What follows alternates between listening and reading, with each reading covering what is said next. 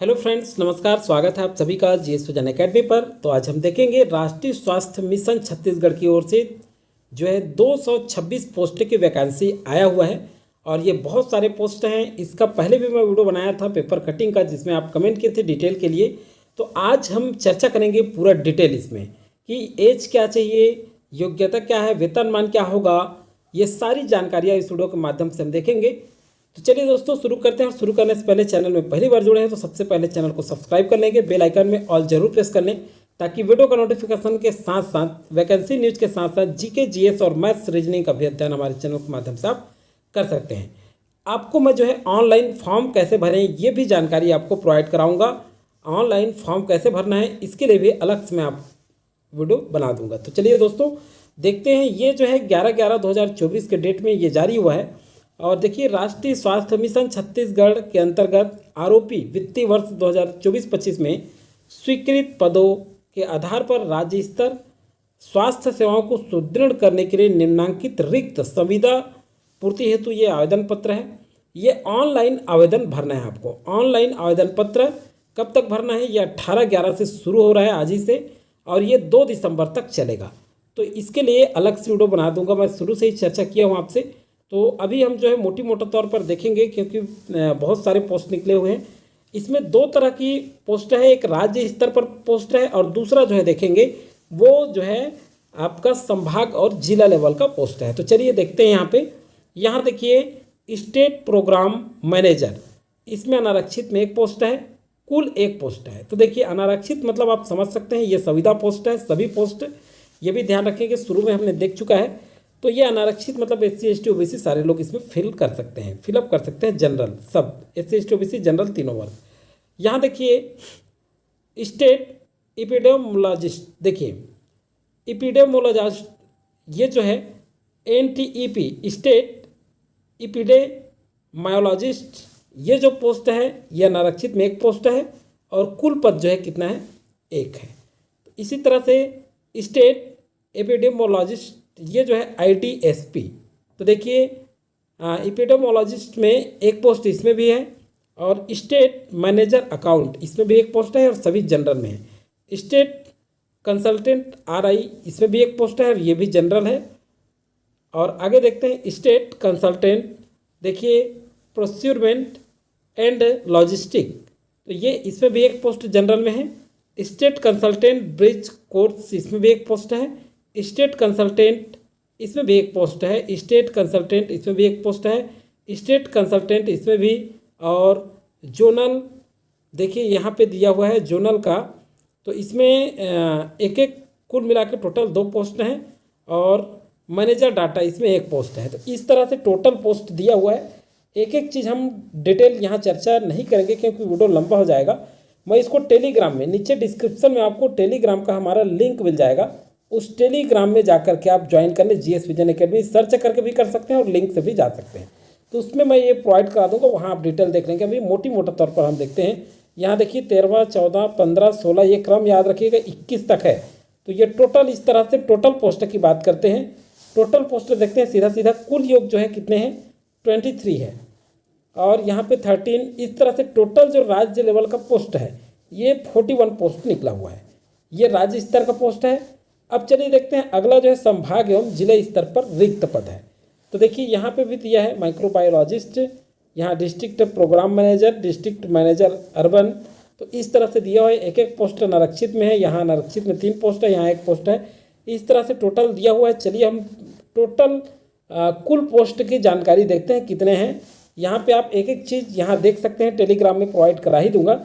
तो सीधा सीधा टोटल पोस्ट की बात करते हैं। यहाँ पे अब इतना हम देखेंगे बहुत लंबा होगा। यहाँ देखिए 53 है, टोटल पोस्ट 185 है। टोटल पोस्ट 185 निकले हैं। इस तरह से 185 है और 41 उसको जोड़ेंगे, 226 पोस्ट टोटल निकला हुआ है। और सभी में अलग अलग पोस्ट है, यहाँ आप देख सकते हैं। अनारक्षित मुक्त में अनारक्षित है, अनुसूचित जनरल SC है, सॉरी ST है, फिर SC है, फिर OBC है, फिर टोटल है। अब देखिए एक चीज़ मैं समझा दूँ आपको, ये मुक्त में से महिला ये जो पोस्ट निकला है ये वाला, इसी में से महिला का पोस्ट है ये, और इसी में से ये दिव्यांगजनों का पोस्ट है। इसी तरह से सभी में होगा। तो ये आपको समझ में तो आ ही गया होगा। आगे चलिए देखते हैं, ये वेतनमान देख लेते हैं। स्टेट प्रोग्राम मैनेजर के लिए MBA शैक्षणिक योग्यता है और मासिक वेतन 67,000 एक मुश्त वेतन, क्योंकि संविदा पोस्ट है इसलिए आपको एक मुश्त वेतन दिया जाएगा। अगला जो है स्टेट देखिए एपिडेमियोलॉजिस्ट के लिए ये जो है 65,000 से और अदर देन 45,000, तो 60,500 है इसका, और MBBS इसमें भी डिग्री मंगा हुआ है। आगे देखते हैं स्टेट जो है IDSP, तो देखिए इसके लिए 60,500 सेम वेतनमान है और ये कहता है MSc इन लाइफ साइंस, ये बोला है रेगुलर होना चाहिए। अगला जो है स्टेट मैनेजर, इसके लिए CA MCA मंगा है और 45,000 एक मुश्त वेतन। स्टेट कंसल्टेंट RI के लिए 45,000 एक मुश्त वेतन है। इसी तरह से आगे देख सकते हैं 6वां नंबर का पोस्ट है ये स्टेट कंसल्टेंट प्रोक्योरमेंट के लिए, ये 45,000 है। स्टेट कंसल्टेंट ये 45,000 वेतन है, इसका एक मुश्त है सभी वेतन, क्योंकि ये संविदा नियुक्ति है। 8वां नंबर का पोस्ट है IEC के लिए 45,000, ABM के लिए 45,000। शॉर्ट में देखते हैं डिटेल, वहाँ आप देखेंगे। यहाँ देखिए NUHM का 45,000 वेतन है, एक मुश्त मासिक वेतन। यहाँ देखिए जोनल एंटोमोलॉजिस्ट, इसके लिए 35,000 है। IDSP इसके लिए 34,000 वेतनमान है। इसी तरह से देखिए ये प्रोग्राम एसोसिएट, इसके लिए 34,000 और NVHCP इसके लिए 34,000 और ये 24,500 है 15वां नंबर का। 16वां अकाउंटेंट का है 21,300। 17वें नंबर है ये आपका 16,500 सेक्रेटरियल असिस्टेंट। चलिए अगला है आपका ये जो पोस्ट है ये लेबोरेटरी सुपरवाइजर, इसका 21,000। SDS फार्मासिस्ट ये 16,500 वेतन है। यहाँ देखिए लेबोरेटरी टेक्नीशियन ये 14,000 है। इसी तरह से आगे देखिए इंसेक्ट कलेक्टर, इसके लिए 12,600 है। आगे अब देखते हैं निर्धारित शैक्षणिक योग्यता भी दिखाया हुआ है। ये आप माइक्रोबायोलॉजिस्ट के लिए MD माइक्रोबायोलॉजिस्ट रेगुलर मंगा है। इसका वेतनमान की बात करें तो 60,500 से ये 45,000 है। अगला चलिए देखते हैं ये जो है डिस्ट्रिक्ट प्रोग्राम मैनेजर, इसका 52,000 एक मुश्त वेतन है, ये भी आप देख सकते हैं। आगे देखिए ये तीसरे नंबर का जो पोस्ट है 45,000 है। District manager urban divisional consultant ये 40,000। डिस्ट्रिक्ट मैनेजर अकाउंट ये 35,000। इसी तरह से देखिए डिस्ट्रिक्ट मैनेजर डेटा ये 35,000। इसका एजुकेशनल आप देखते रहेंगे, ये जल्दी हम वेतनमान ही देख लेते हैं, बाकी आप वहाँ पढ़ लेंगे। डिस्ट्रिक्ट मैनेजर MBA मंगा है 35,000 वेतन। डिस्ट्रिक्ट मैनेजर हॉस्पिटल 35,000, इसमें मास्टर डिग्री मंगा है हॉस्पिटल एडमिनिस्ट्रेशन रेगुलर।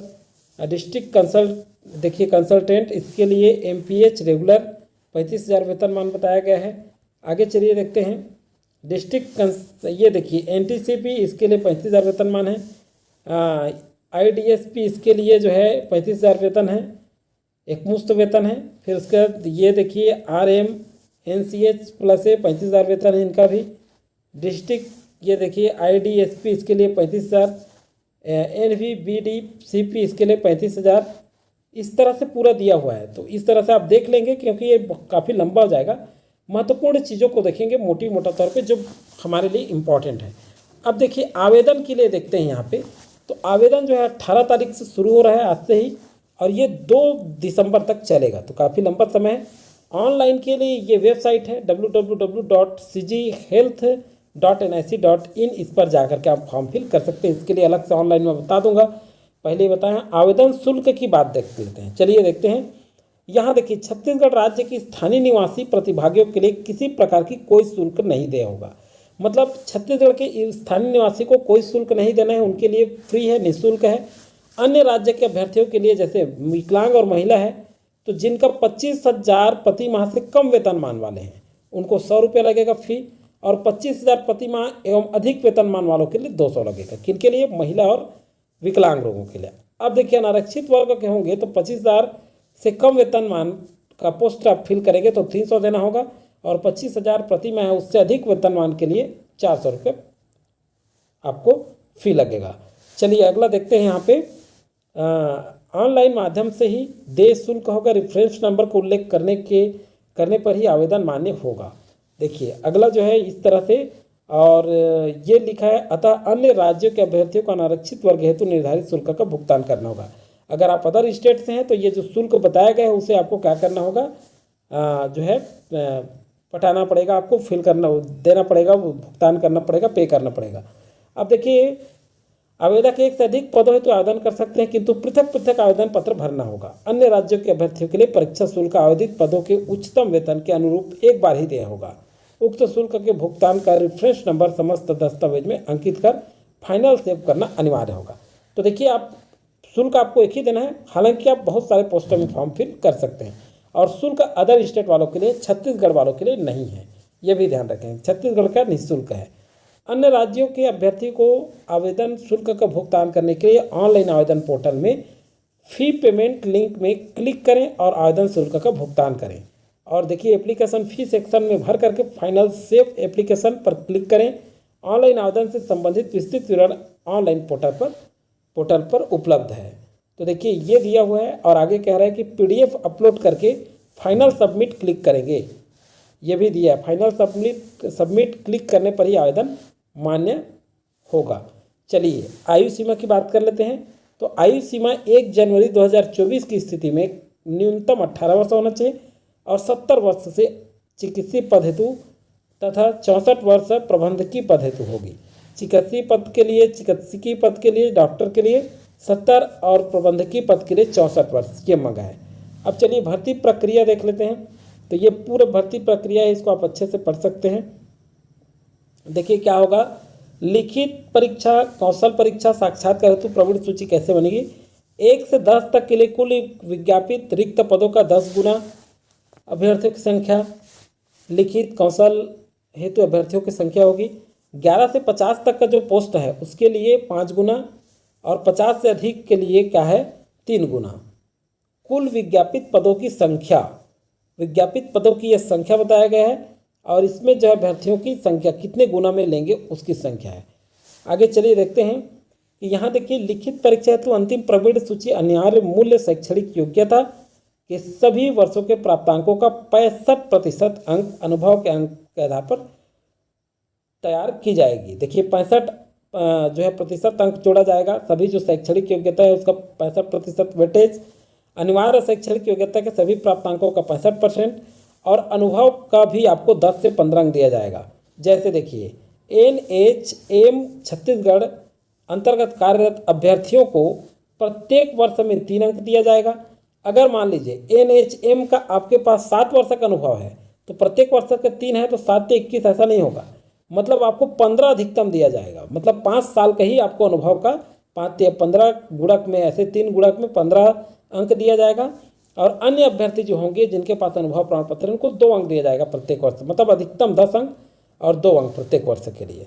तो इस तरह से चलिए आगे देखते हैं। और जो महत्वपूर्ण जानकारी होगा यहाँ पे देखिए, ये महत्वपूर्ण जानकारी, लिखित परीक्षा, कौशल परीक्षा, साक्षात्कार के समय निम्न दस्तावेजों की मूल एवं स्वप्रमाणित प्रतिलिपि के साथ अभ्यर्थियों को उपस्थित होना है। देखिए, जो भी डॉक्यूमेंट्स अभी मैं पढ़ूंगा नीचे जो दिया गया है उसका आप मूल रूप से डॉक्यूमेंट आपको वहाँ प्रस्तुत करना होगा। एक कॉपी आप जो है फोटो कॉपी करके सेल्फ अटेस्टेड भी कर लेंगे।